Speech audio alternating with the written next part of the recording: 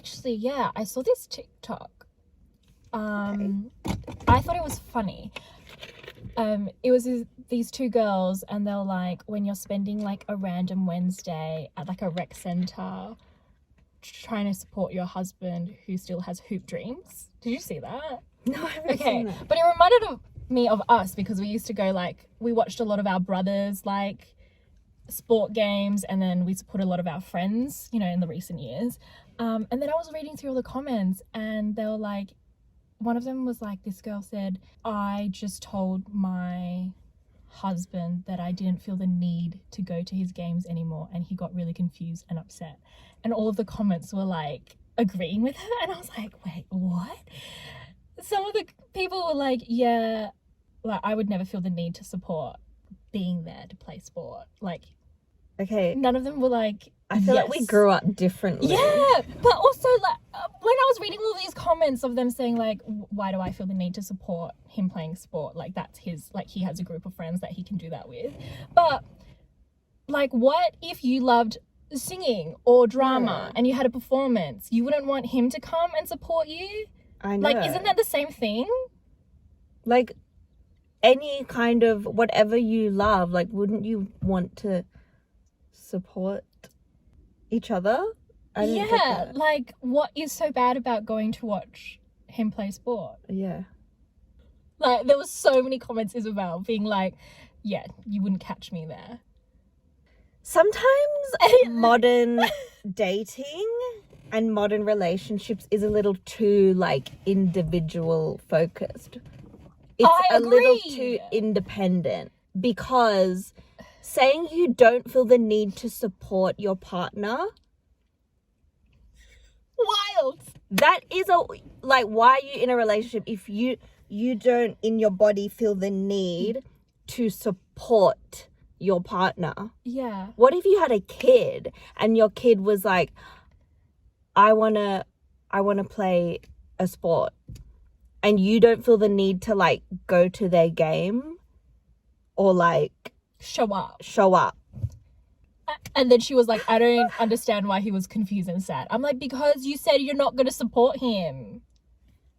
Like, you're not going to be there and show up, because people want to invite you into things that they love and share with you what they're interested in if they care about you, right? And so you coming back and being like, actually, no, I am not going to be there for you. I don't want to be involved in this part of your life that you care about. How do you think someone's going to react? I'd be like, okay, bitch, then leave. Get out of my life. You know what is support? Is me at 12 or 13. No, how old was I? No, I was like 16 or something, doing a hip hop street performance, like, with my dance crew, where it was like a festival, and Lien running with my mum along the street to take photos. That is support. That is support, yeah. Like, that was crazy. Get you a partner that runs along you. I'm not a runner, I have shin splits, okay? I remember being like, and then seeing Lien on the side. I try with my iPhone 4, like the shittest quality, be like, like, that is what a relationship should be like. Not this, I don't feel the need to support your hobby or passion. It's like, I'm not saying like you have to be at every single one, but like, if he asks, I'll be there. yeah, like, If I don't have- encouragement, like, You don't want someone cheering you on? yeah, I think that's crazy. I just think sometimes people are really hyping up this, like, extreme independence when it comes to relationships, but relationships require more than one person, unless it's a relationship to self. Yeah. Yeah. That's crazy. Like, I can understand, okay, let's say you're like in a couple, you're both like super busy with your own work and hobbies and whatever, okay, but if there's like a chance for either of you to show up and support one another, like, why would you not want to, and why would you not take that opportunity? but to not even feel the need. Yeah, that line is crazy. That's a crazy line. That's a crazy line. And then some of the replies were like, well, I wouldn't expect him to be there and wait while I get my nails done. But I'm like, that is two different types of things. That's not on the same like playing field. That is so like not, yeah, that's different. Like, it doesn't make sense for you to bring that up. Yeah, I don't get, like, what? Exactly. What? Yeah. But then you see like TikTok videos of like partners literally going and paying for their girlfriends to get their nails done and sit there and wait.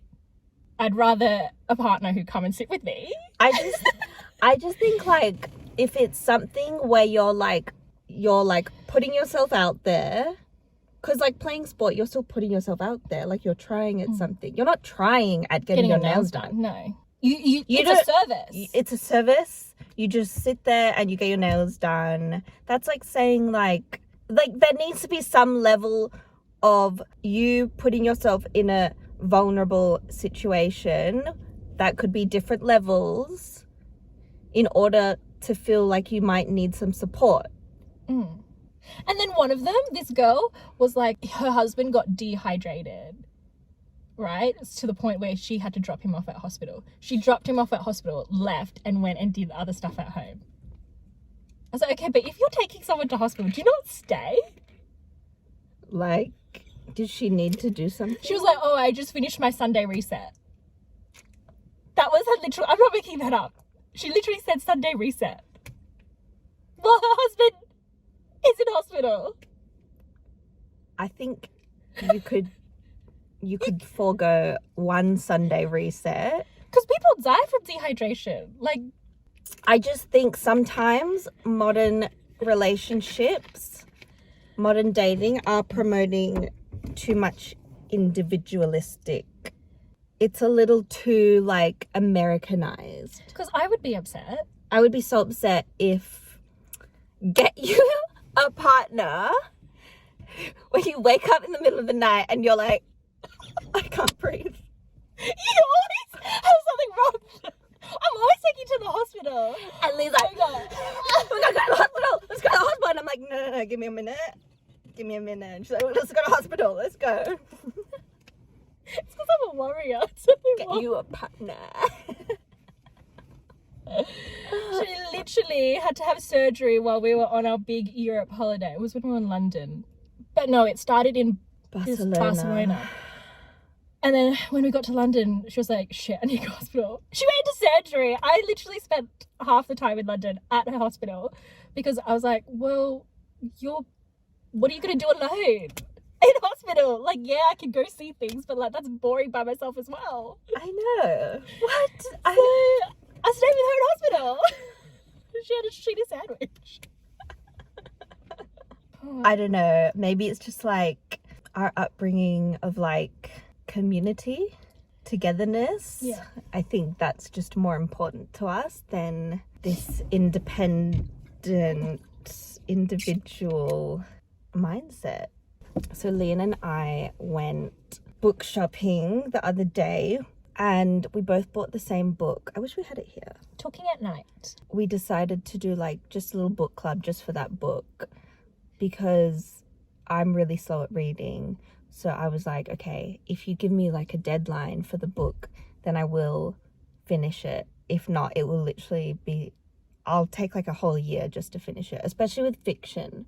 I'm just like, it's so hard for me to get into fiction. I'm just like, I don't care, you know? So we bought that on Monday. Yeah. I finished it yesterday, which was Wednesday. So she like finished like a 300-page book. That's basically like 100 pages each day. Yeah. I just think that's so crazy to me. But you might possibly have... I definitely have ADHD. I'm going to get diagnosed. I'm like going to go through the process of getting diagnosed. Because the first day I started, like the first moment besides reading it to you, the first moment I opened it up to like read on my own, I literally like YouTube like ADHD reading and I was like, give me tips. And then the next morning I like read it in the morning, but then I think I was too tired, so I couldn't like comprehend what I was reading, and so I had to like keep reading it over and over again. But then the next day I was fine and I was reading it and I was like, what did I just read? Like every page I'm like, someone's a twin? I still don't really know who the twin is. The twin is Josh and the girl. And Rosie. Yeah. But who is, there was like another name that popped up. Will? Not Will. Like a girl name. And I was like, who's that? Marley. That's her best friend. No, there was another one. And I was like, who the Amber. hell? Maybe it was Amber. That's Will's younger sister. The heck? So this is me reading. I'm just like, la la, Amber. Who's Amber? And I was like trying to find who Amber Oh my is, and I couldn't God. understand who Amber was. Okay. I didn't even know he had a sister. See, I always thought that I was really bad at English and comprehension, but only because I suck at reading out loud because I have like mild dyslexia. Undiagnosed. I think you're just like not good at talking. I don't think it's reading, it's just talking. That is true. But yeah, no, reading is, I like reading. I'm a part of 3 book clubs now. That's someone that doesn't have ADHD. Yeah. And it is true, like I'll read, like, I don't know.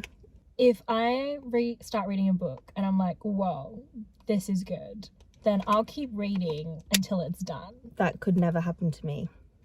That's like physically impossible. But for some reason, I could do that a little bit more in high school. Oh. But I think it was just like... But you used to read way more than me though. Yeah, but that doesn't mean I was fast. True.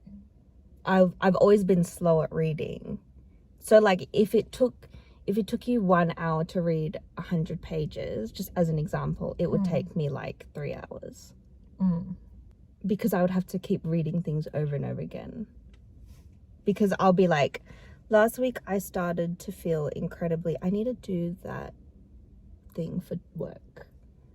Suffocated by everything happening. Also, like, how do I do this? God. That's literally how I read. The only thing I get distracted by is if my phone is like going off when I'm reading. No. So I just like switch my phone off. So I definitely think I have ADHD. Yeah. Well, we can talk about when you get diagnosed. You should talk about the process. I know, it'll be so fun. Like, the older I get, the more I'm like, I definitely have it.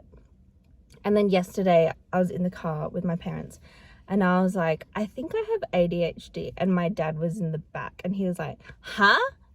ADHD? Do you think so? And I went, yeah. And he was like, I've thought so for a very long time. And then my mum just started laughing. I was just like, what? And he was like, I've always thought this.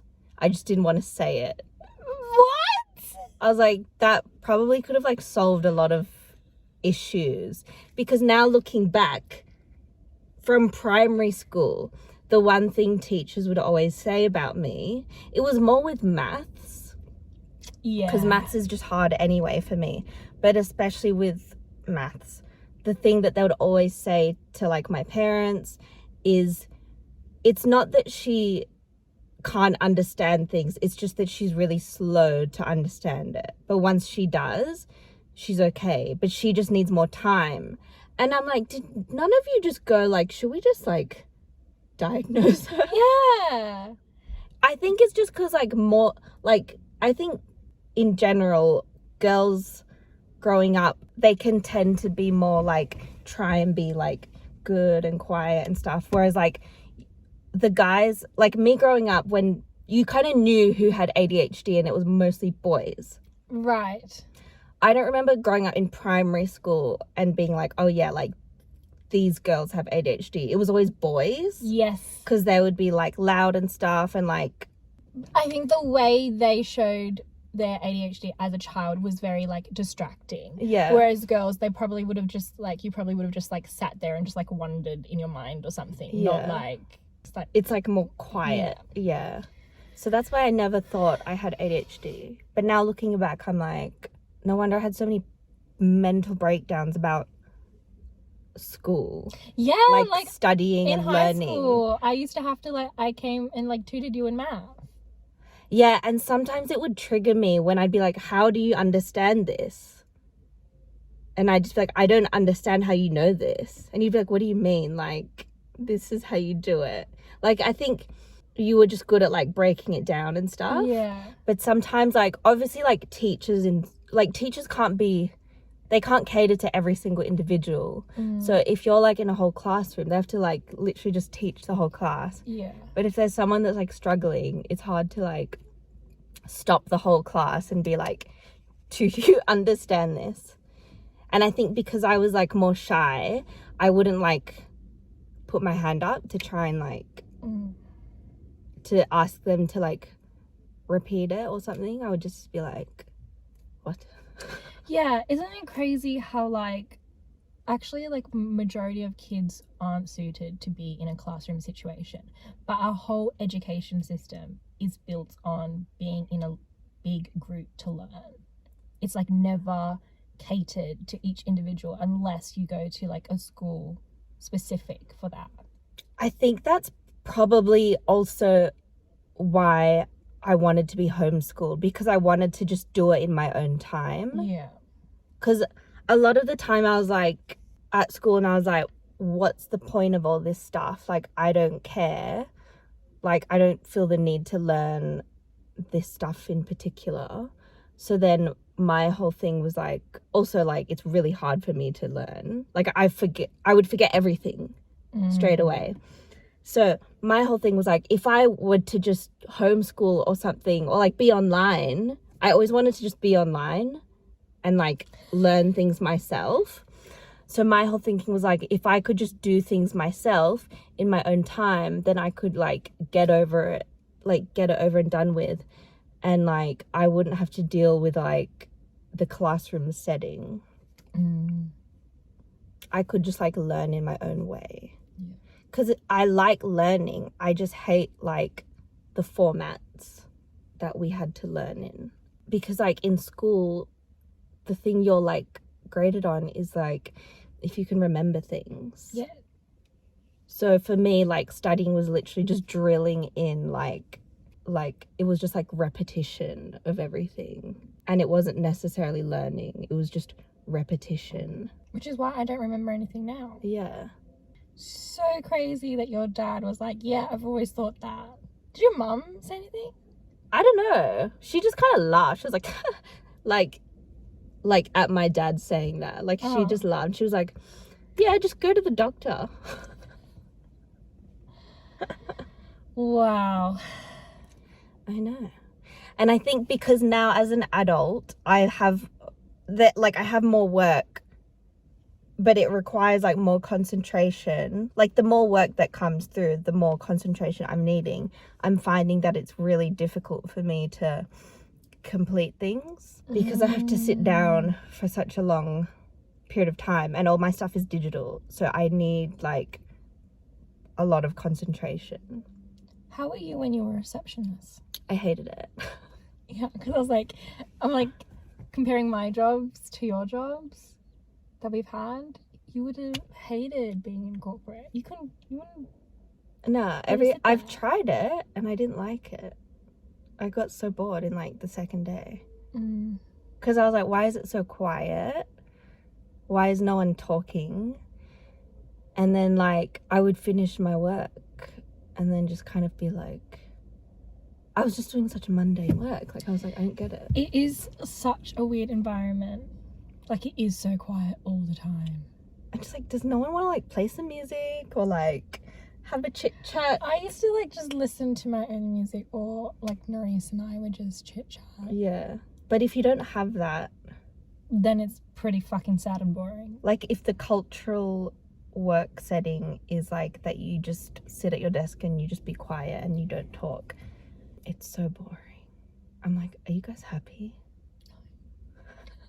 I know.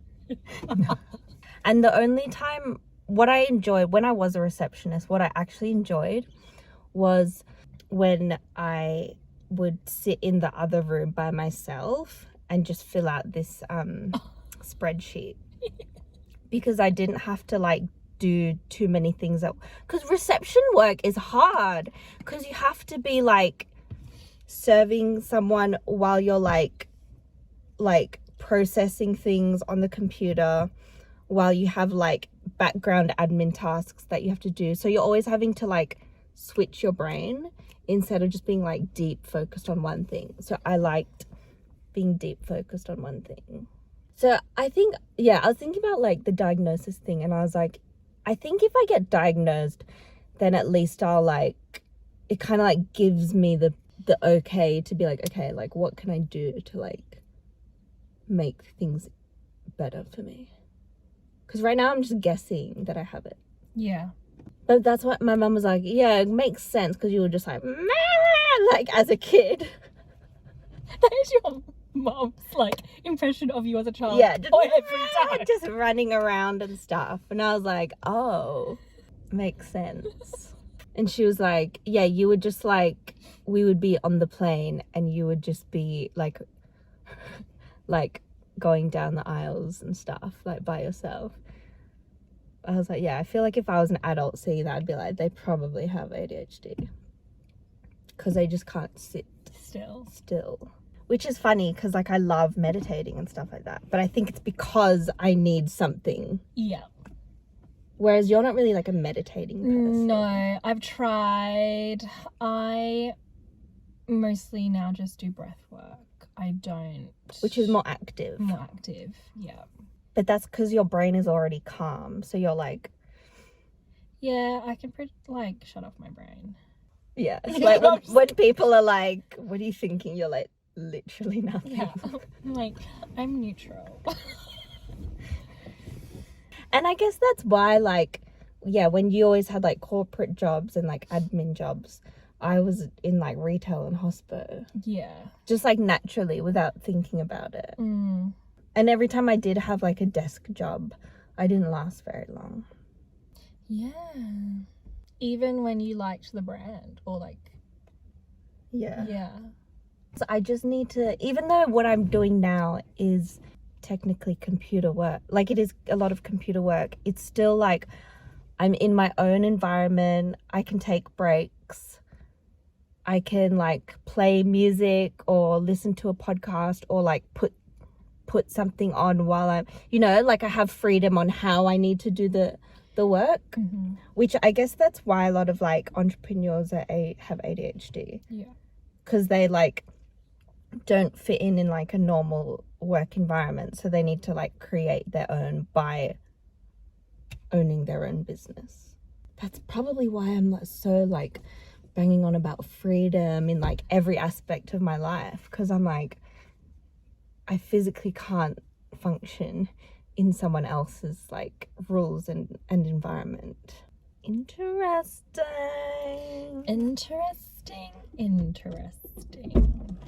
For pretty much my whole life, I used to get really bad like stomach aches, and I didn't like, it wasn't a cramp, like it wasn't my period, and it was never anything to do about food. I would just have like this constant stomach ache. And then it wasn't until we moved to London and we went to Spain for my birthday. I just remember walking downstairs, and then you said, or I said, one of us said, because I've started to like express my emotions more, my stomach aches stopped happening. Because I felt I held so much in my body. Like I was like, one, I didn't emote because growing up, if I cried or something, my dad would say, oh, stop crying, in Vietnamese. But in Vietnamese it's more of a saying to calm you down, but when it's translated to English, to me it felt like he was telling me to like never cry again, basically, and that I perceived that as crying equals showing weakness. And so from that I just learnt to not really show my emotions, whether that I was like happy about something or sad about something. That's why I'm like pretty neutral. But doing that literally since I was a child, I held all of it in my stomach. And then when I started to go through like self-development and all of that, and just like learn that in order for me to be like my best self, that I needed to use my voice and express how I feel, my stomach ache started to like go away. And now, to be fair, I do have stomach issues in a different way now. It's not the same. But I think it's kind of one of those, like, something that's like learned behavior. It doesn't just like go away in one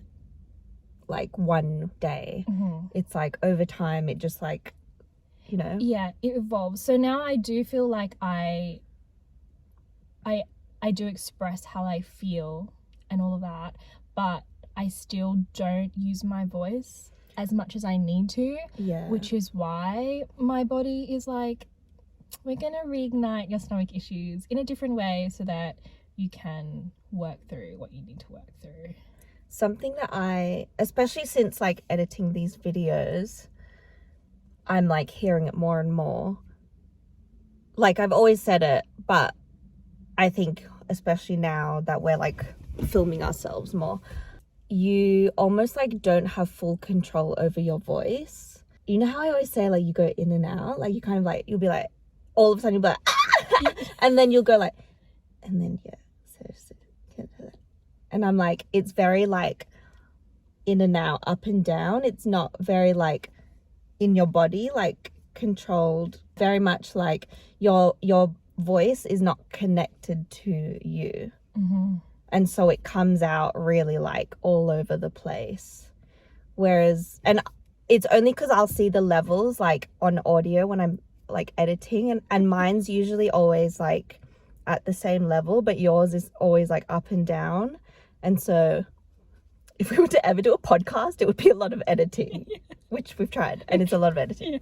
But yeah, so that's something that I've actually noticed. And that's why I was like, I actually think you would get a lot out of like voice lesson, or I was thinking that today. Something like that, whether it's like, I don't know, because it could be like something about, it could be some sort of like acting, or it could be like a singing voice lesson, or even like a presenting lesson, something where you can understand how to use your voice. Because it just feels like, because your conditioning was kind of like suppression, it like suppressed your voice. Yeah, I feel that. And I think it could help you a lot with like your teaching. Yeah, because remember when I used to do drama, and when I tell you did you see that twitch? Do drama, and when so when I was like 6, 7, me and my cousins, we did drama classes, but then it got to a point where I was like, I'm sick of it, I'm bored, so I didn't do it anymore. But I think if I progressed with that, it would have helped me a lot.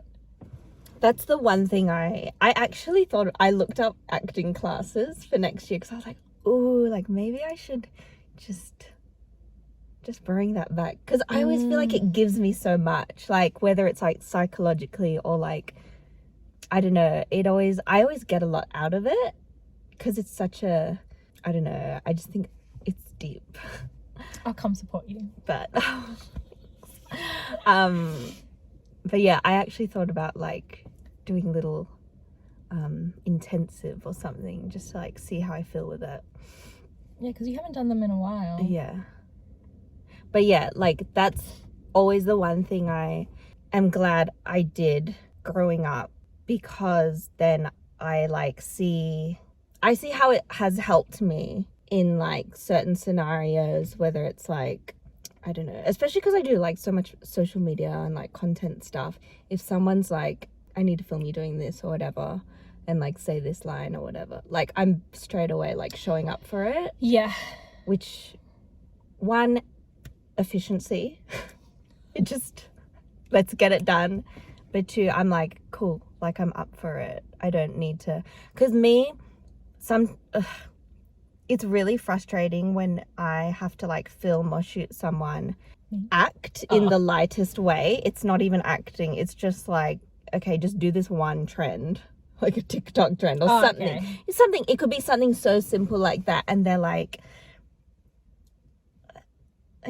oh, like, and like they're just so not connected to their body, and they're just like so insecure.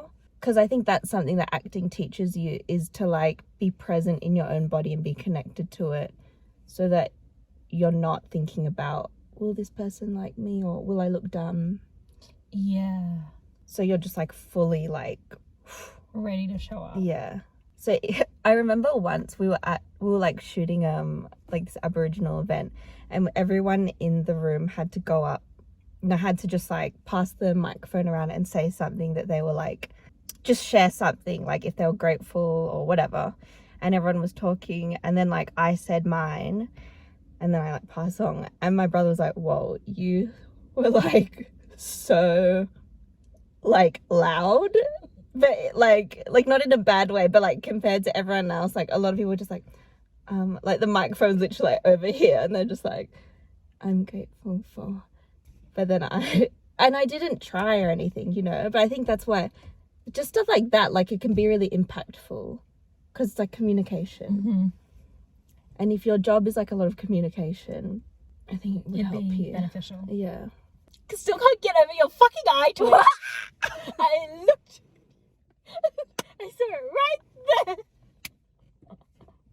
Well, it's just a sign. But you know, yeah, my eye twitch is a different sign. Your eye twitch. My eye twitch is telling me I'm tired. That eye twitch was like, bitch. That one was like involuntary. Like I didn't control that. Yeah, but your body knows. That was just a natural physical reaction. Cause, but you know that story. This is not the first time I've told you. So, as if. Like, are you joking? Cause I can't picture it. What? Literally, I think I did like 5 plays. This. I just know can't what? picture it. I'm gonna see if they have like it on tape, and then I'm gonna find is it a VCR player, and you can watch it. But it would be nice for you to watch it, because maybe you'll see something before your conditioning. You know? Pre-conditioning. Yeah. Yeah, maybe I'll try find it. Because it's really interesting to watch if you find like footage of you as a kid, like before you're like fucked up. Because then you're like, wow. I was so much like I see photos and stuff, and I was like way more carefree as a child. But you always are, because there's like no conditioning. Yeah, but it's like that's still inside of us. Yeah, like we can get that back. That was a good one. Yeah.